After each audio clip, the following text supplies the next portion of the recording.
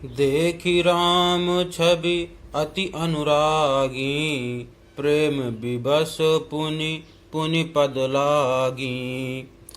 रही न लाज प्रीति उर छाई, सहज स्नेहु बरन की मिजाई। अर्थात श्री रामचंद्र जी की छवि देखकर वे प्रेम में अत्यंत मग्न हो गई और प्रेम के विशेष वश होकर बार बार चरणों लगी। हृदय में प्रीति छा गई, इससे लज्जा नहीं रह गई। उनके स्वाभाविक स्नेह का वर्णन किस तरह किया जा सकता है।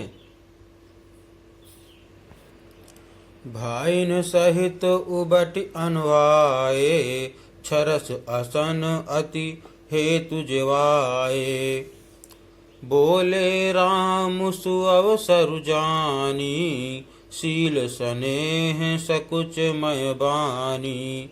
अर्थात उन्होंने भाइयों सहित श्री राम जी को उबटन करके स्नान कराया और बड़े प्रेम से पटरस भोजन कराया। सुअवसर जानकर श्री रामचंद्र जी शील स्नेह और संकोच भरी वाणी बोले। राउ अवधपुर चाहत सिधाए, विदा होन हम यहाँ पठाए। मातु मुदित मन आयसु देहु, बालक जानि करब नित नेहु।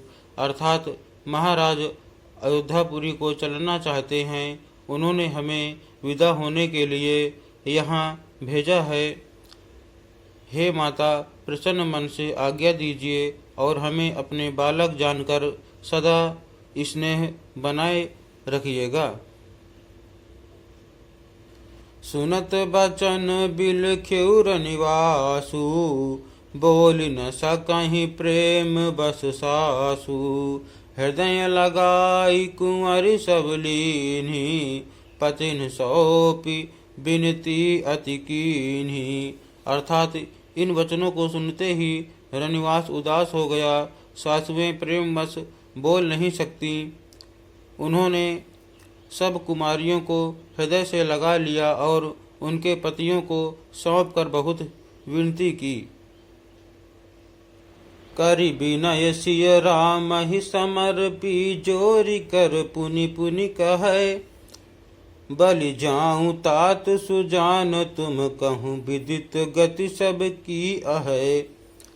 परिवार पुरजन मोहि राजहि, प्राण प्रिय सिय जानि भी। तुलसीस शील स्नेहु लखि, निज किंकरी करि मानि भी। अर्थात विनती करके उन्होंने सीता जी को श्री रामचंद्र जी को समर्पित किया और हाथ जोड़कर बार बार कहा, हे तात, हे सुजान, मैं बलि जाती हूँ। तुमको सबकी गति हाल मालूम है।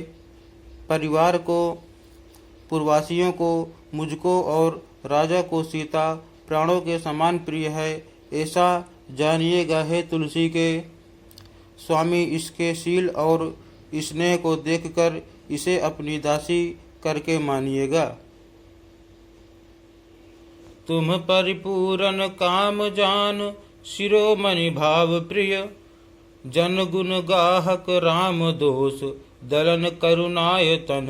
अर्थात तुम पूर्ण काम हो, सुजान शिरोमणि हो और भाव प्रिय हो, तुम्हें प्रेम प्यारा है। हे राम, तुम भक्तों के गुणों को ग्रहण करने वाले, दोषों को नाश करने वाले और दया के धाम हो। अस कहि रही चरण गहिरानी, प्रेम पंकजनु गिरा समानी। सुनि स्नेह सानी बरबानी, बहुविधि राम सासु सन्मानी।